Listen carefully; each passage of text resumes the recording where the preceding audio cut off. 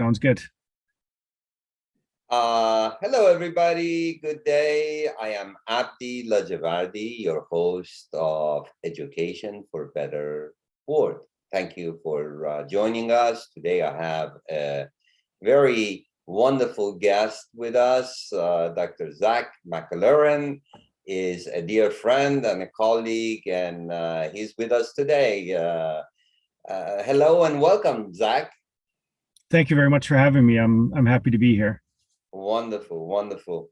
Well, maybe you can start telling us something about you and your journey to this point. And I know you're on vacation with your family, so thank you for taking the time to be with us. Oh, no problem. I guess my journey's quite a wild one. I started out in education. Not to be a teacher, but to actually travel the world. And it was only when I was on the airplane going to Asia that I realized that I had committed myself to teaching and standing up in front of a room full of people. And a feeling of panic came over me.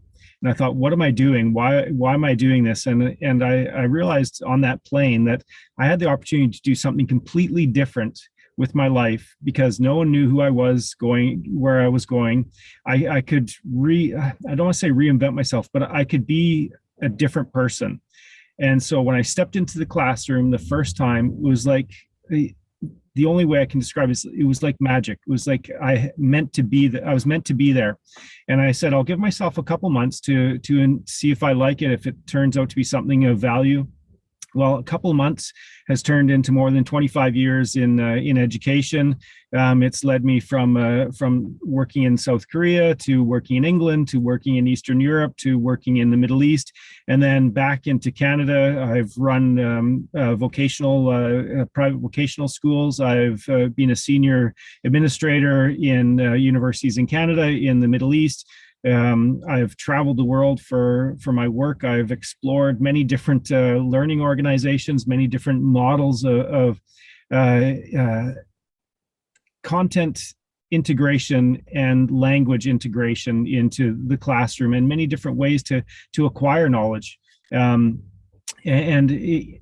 guess my journey has been probably the one of the funnest ones. I tell my kids always, I got into education to travel, and that's what I'm doing, is traveling and seeing the world. And as you mentioned, I'm on holiday in Uruguay, just enjoying my time, learning about the environment, learning some Spanish, just learning about different cultures and different ways of how things go.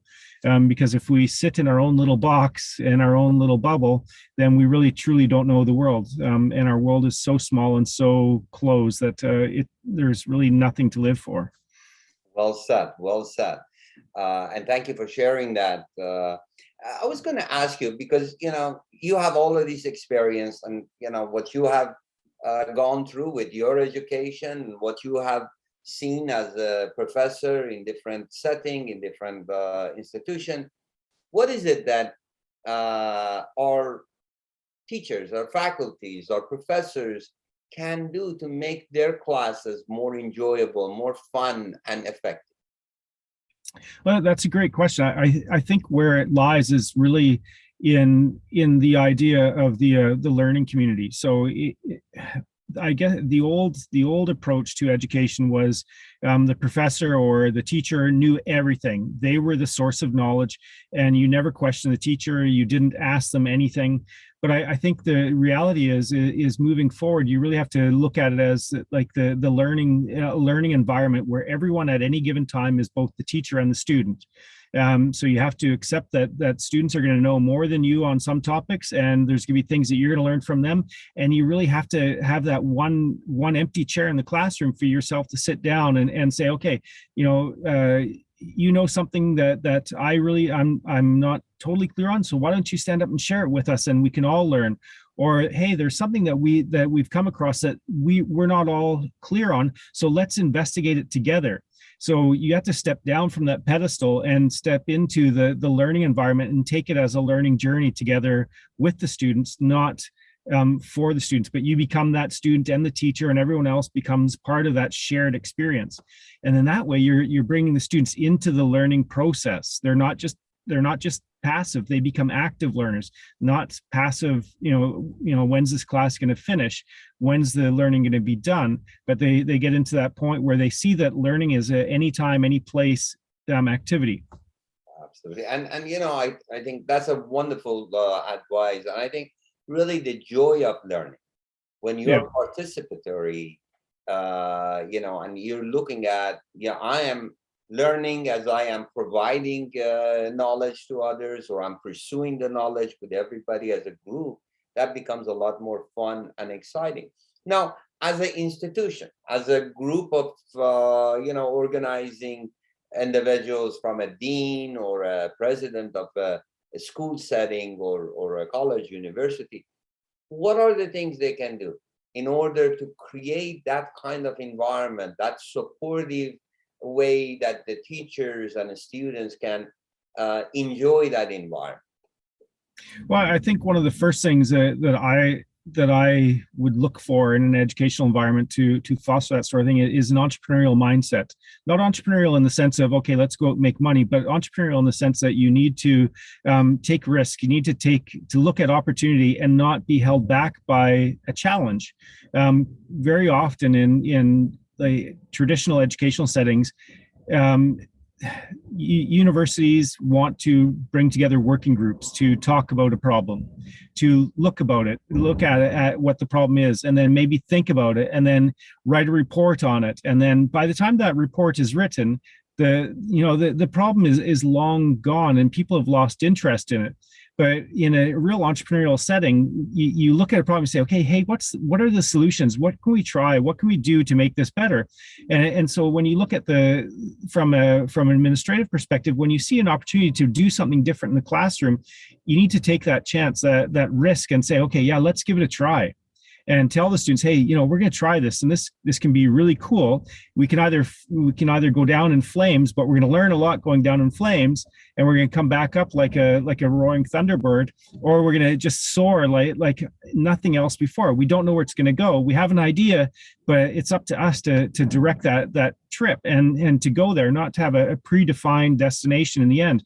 We know roughly where we're going to go, but we really want to explore that whole learning journey. So what I'm saying is, from an administrative perspective, you have to have that desire to let go and let things happen, and not try to constrain things. And often, I'll just say a small little bit. Often we're confined to the idea of tests and assessments. And a test and assessment often drives the learning process, where the test and assessment should actually be the end result of what you've learned, not the driving force and what you're aiming towards. So, no, that's very well said. A lot of time, individuals, especially in administration, they bring up points that sometimes when you think about it, it is true. I mean, it is, obviously, if you work in a public university or a school district, they are set policies or limitations that they are imposed on you. And even in private colleges and universities, or even K through 12, there is the accreditation agency that has those limitations that they put on you.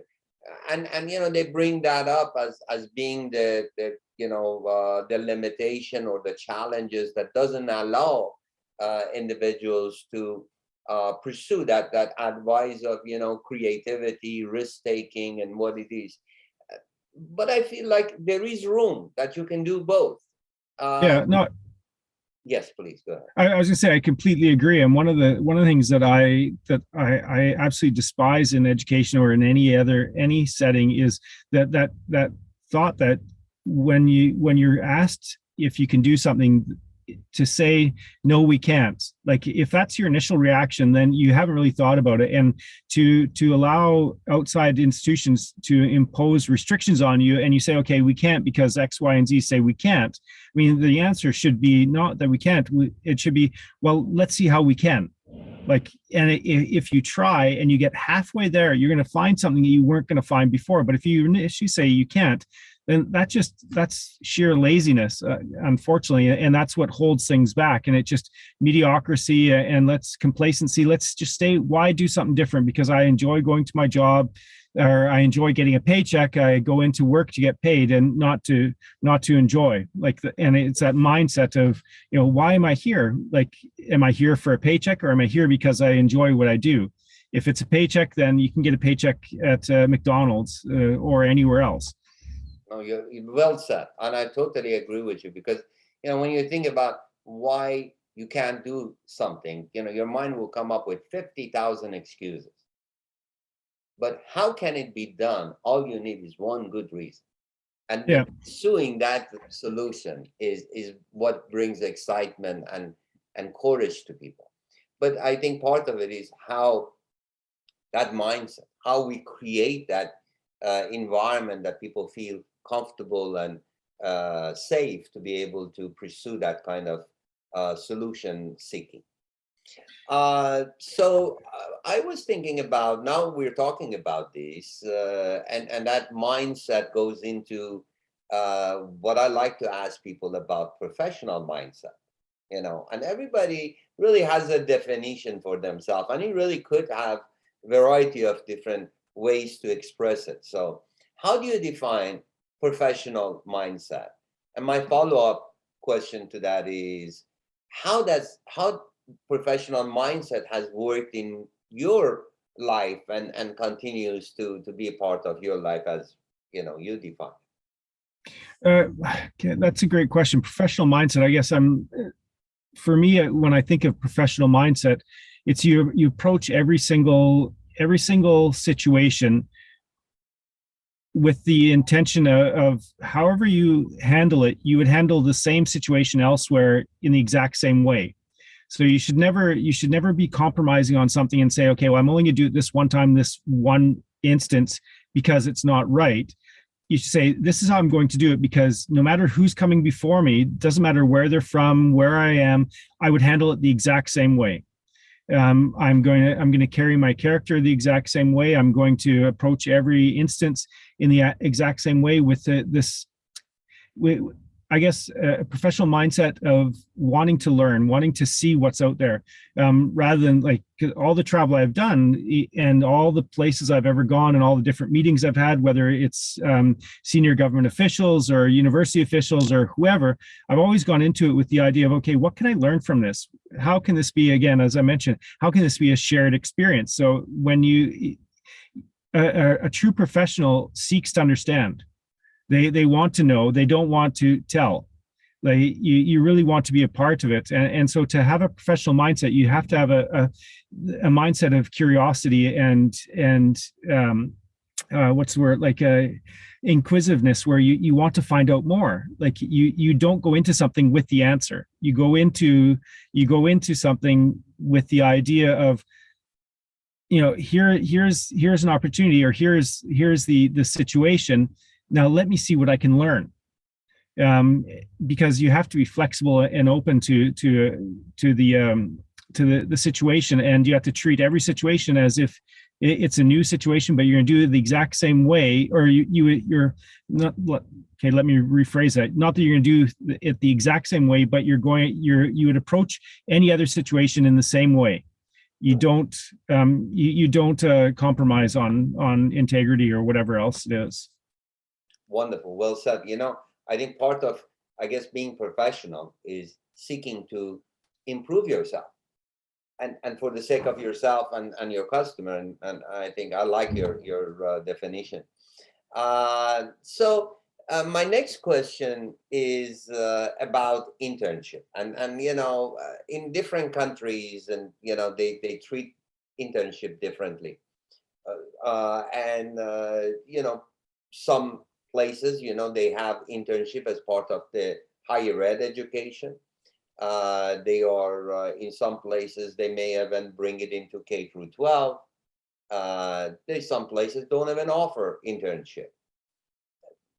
What is your idea of internship? Does it have any value? And if it does, how early is appropriate to include internship into programs?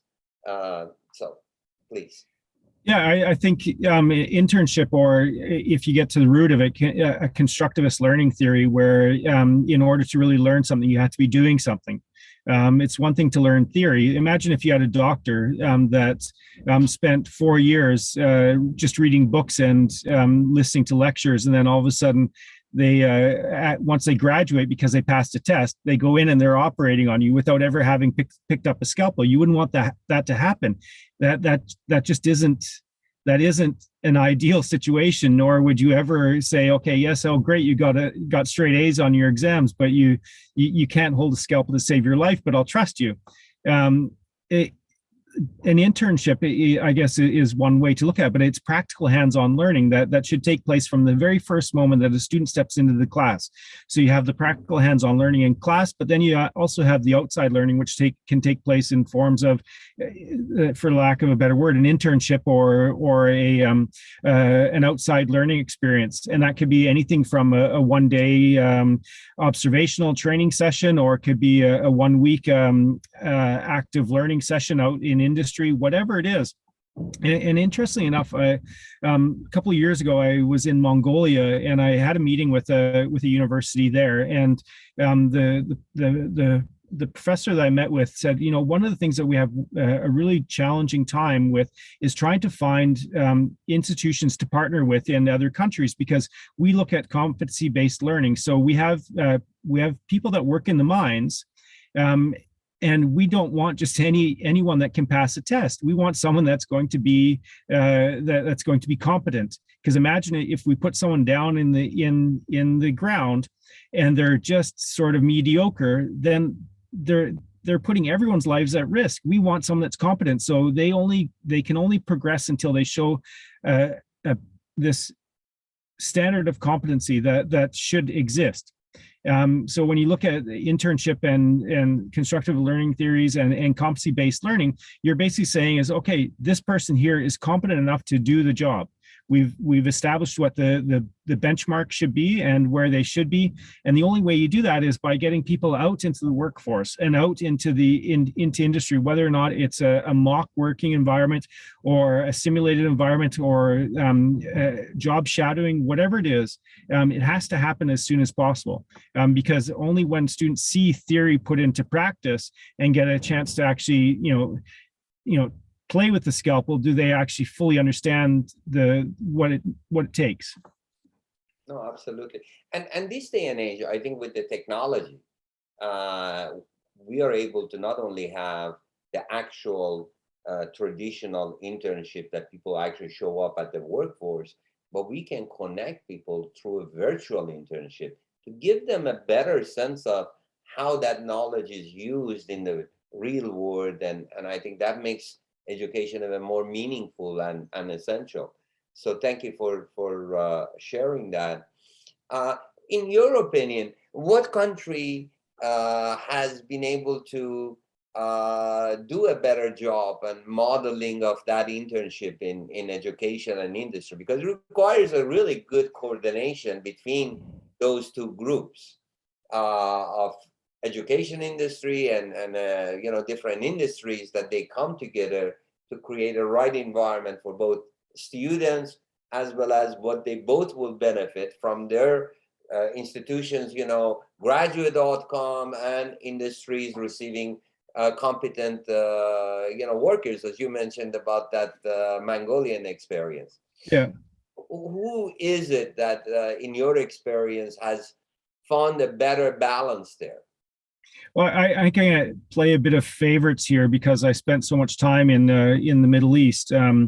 If you think of the UAE, United Arab Emirates, they went from basically living in the desert to the megapolis of Dubai and Abu Dhabi today, partly because they found oil. But the reality is they found oil, but then shortly after they realized the oil wasn't going to last forever.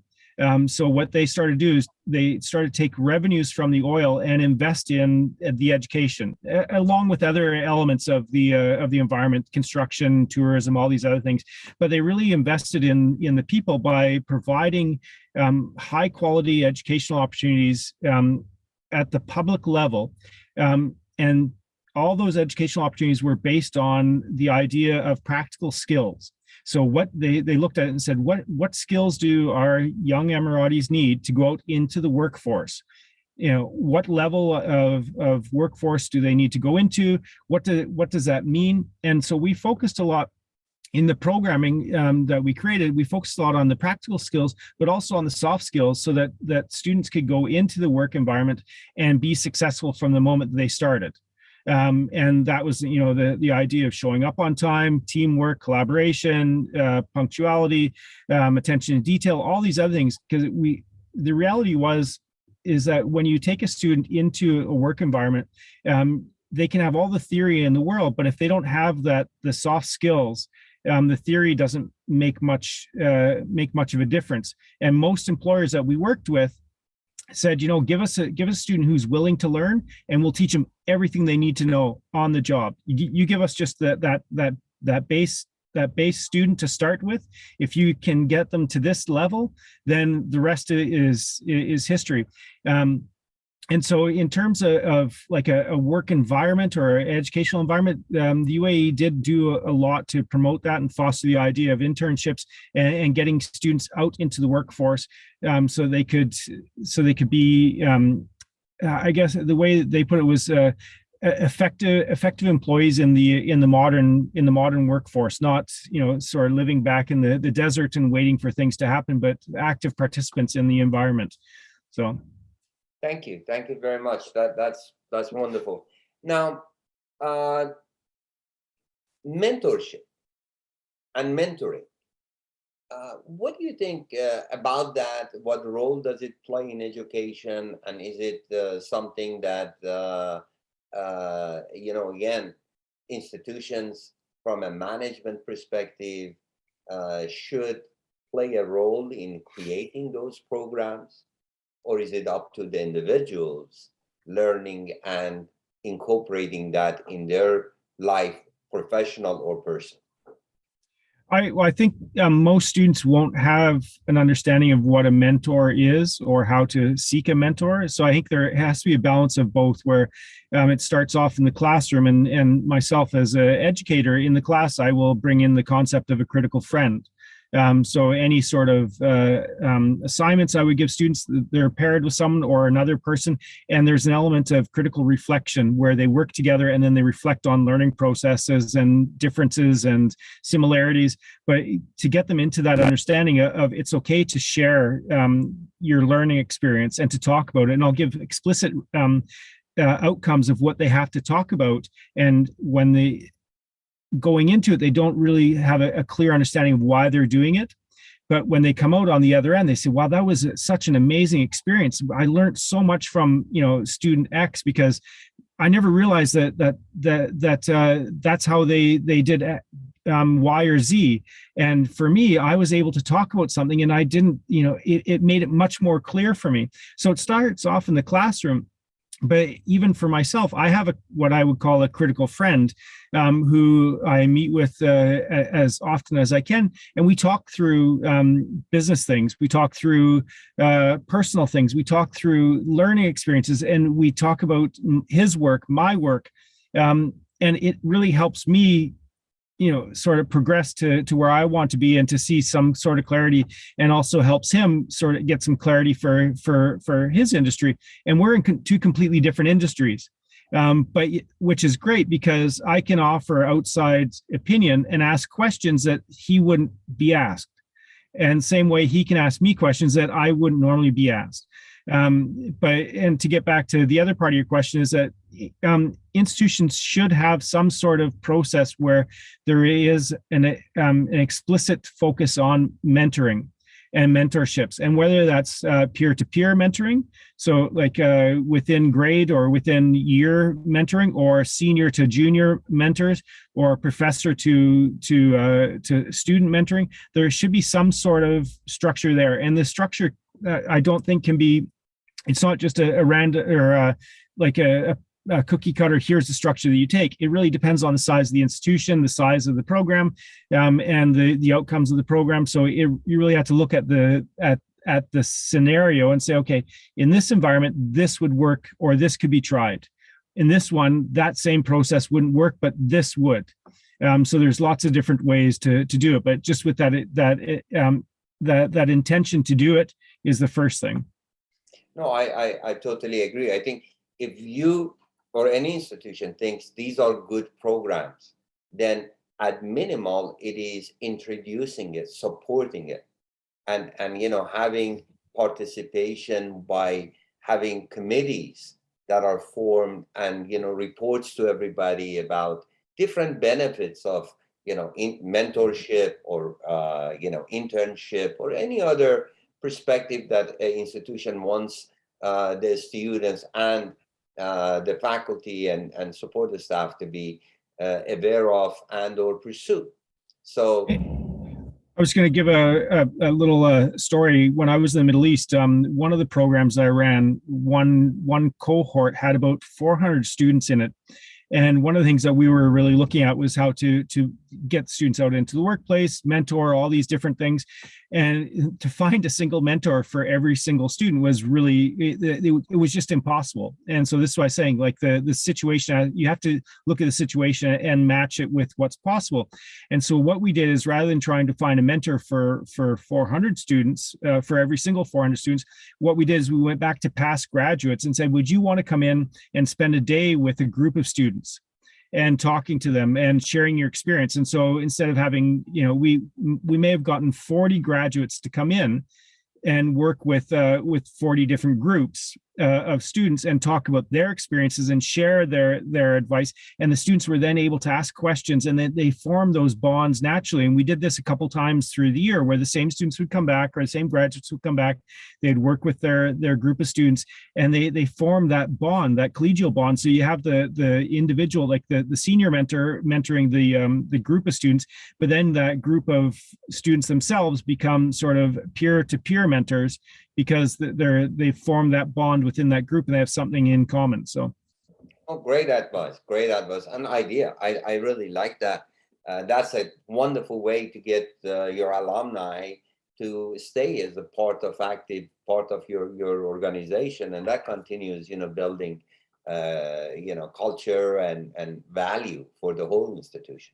And what I found is that after year, what would happen is we would have the students that were graduating coming up and saying, Dr. Zack, the program that we did, can I be involved in that? I'd like to come back next year and talk to the students when I'm out working. And it was like, great, put down another name, and so you generate that community of learners. So that I was talking about. So the community of learners is not just in the classroom, but it's that environment all around you.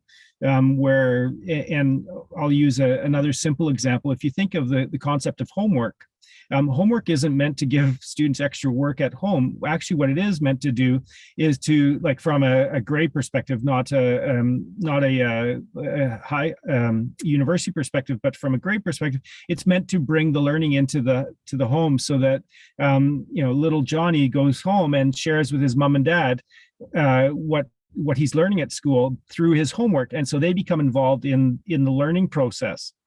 So that's the concept. That's the intention of homework, is to create that learning community outside of the classroom. So, but it's been lost to, let's just go do your homework, get out of here. Well, I think learning in the best situation is most effective when people are doing it because they're enjoying it. If it's done as a chore, it doesn't matter what it is. It's not going to be as effective. Yeah, no, very true. And going into any class, I'll tell students, I'll say, look, this is either going to be as fun as we want to make it, or as boring as we do. But really, when you look at the educational environment, you've got that interaction between the little triangle, the student at the top, the curriculum, and the teacher. If you can have amazing students, amazing teacher, but bad curriculum, you're not going to have a great interaction, and vice versa. If you have a bad teacher, you're not going to have a great set of interaction that takes place. But it takes a powerful educator to turn curriculum into something amazing. And it takes a very poor teacher, no effort at all, to turn great curriculum into something completely horrible. So. No, absolutely. That's why it's important as educator that we have passion and competence to take to an environment that I think is amazing, because you get to, learn and share your knowledge with others and grow as a professional and make a huge impact in the society. So with that, maybe you can talk about what are some of the opportunities and challenges that you see in education as an industry. I think one of the biggest opportunities now is to embrace the what had already existed, but I guess what COVID showed us is that technology can play a huge role in bringing education to anywhere. I think traditional educational institutions weren't too friendly to the idea of students being anywhere, zooming in or beaming into a class.